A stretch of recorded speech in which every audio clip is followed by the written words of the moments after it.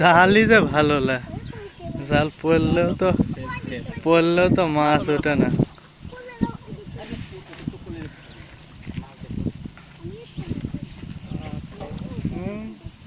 জাল কাটবো না,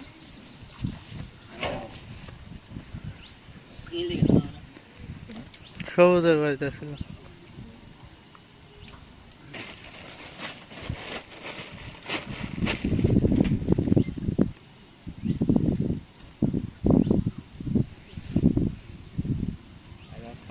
আছে না, সব বাড়া গেল।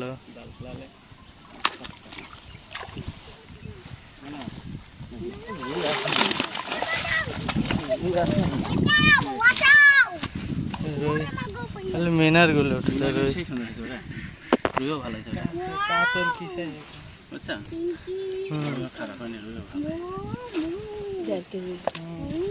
দেড় কেজির উপরে। 1 কেজি 700 গ্রাম মাছ দেখি গোসালে কাতল দেখতাম সে পছন্দ। কাতল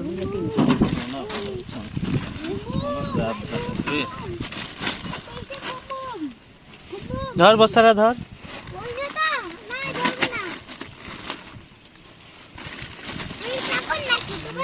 মিনার দেখছ কিরম হচ্ছে মিনার? ওই ফলে পুকুরটা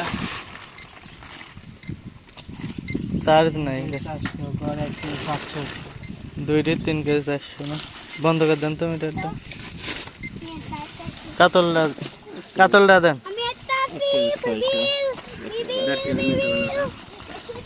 1.5 কেজির নিচে হবে না, এবারে যে 1.5 কেজি 4। এটা এত সুন্দর হলো, ওইটা বড় হচ্ছে না। খুব ঘন। মিনারের জাত তো ভালো আছিল, বুঝতে পারছো? তাছাড়া এই কয়দিনে একটু একটু মিনার লেখেছেন না, এদের মাছে ভালো হবে। মিনার তুলি ধরার পুকুরের মাছ তুলে দেন তো, তুলে দেন মিটারটা ফেললো। 3 কেজি 200। ওই ইয়াদ দেওয়া লাগবে না, এমনি খেলার। দাঁড়ান দাঁড়ান দাঁড়ান,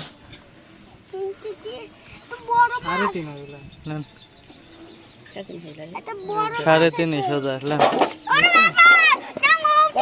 আসসালামু আলাইকুম দর্শক, আশা করি যে যেখানে আছেন আল্লাহ তাআলার অশেষ মেহেরবানিতে সবাই ভালো আছেন, সুস্থ আছেন। দর্শক, এটা আমাদের 80% জলকরের একটি পুকুর। এই পুকুরে আমরা বাংলা মাছের সাথে মিশ্রভাবে গুলশা মাছ চাষ করি। আমাদের এই পুকুরে 3 মাস 15 দিন আগে আমরা রুই মাছের পোনা ছাড়িয়েছি। এই 80% জল করে আমরা রুই মাছের পোনা ছাড়ছি 1250 পিস প্লাস। কিছু মাছ মারা গেছে। আর আমরা যখন এখানে পোনা ছাড়ি তখন আমাদের পোনার গড় ওজন ছিল 500 গ্রাম প্লাস, এবং কাতল ছাড়ছিলাম আমরা এখানে 35 পিস, আর কাতলের পোনার গড় ওজন ছিল 1 কেজি। তো আজকে 3 মাস 15 দিন পর আমরা এই পুকুরে মাছ দেখলাম জাল ফেলা। আসলে আমাদের জালটা খুব ভালো না, মাছ খুব বেশি উঠেনি, অল্প কয়েকটা মাছ উঠছে। আপনারা দেখলেন 2টা রুই মাছ, কিছু কার্পু মাছের পোনা, মানে এটা একটু বড় সাইজ, আমরা ছাড়ছিলাম একেবারেই ছোট। আর কাতল মাছ একটা উঠছে। তো আমাদের 3 মাস 15 দিন পর আমরা এখানে মাছ মাপলাম। আমরা ছাড়ি তখন 500 গ্রাম প্লাস ছিল এভারেজে পোনার। আর 3 মাস 15 দিন পর যে 2টা মাছ মাপলাম, এটা 3 কেজি 400 গ্রাম হয়েছে 2টাতে। এবারে যে 1 কেজি 700 গ্রাম করে। আসলে কিছু মাছ ছোট আছে, কিছু মাছ বড় আছে, সব মাছ তো উঠেনি। 2টা মাছ দেখে আসলে সেভাবে আইডিয়া করা যায় না। তারপরেও আমরা এর আগে আমরা যে মাছকে খাবার দিই, মাছের পরিবেশ পরিস্থিতি দেখে বুঝি যে এবারে যে 500 গ্রাম প্লাস হবে।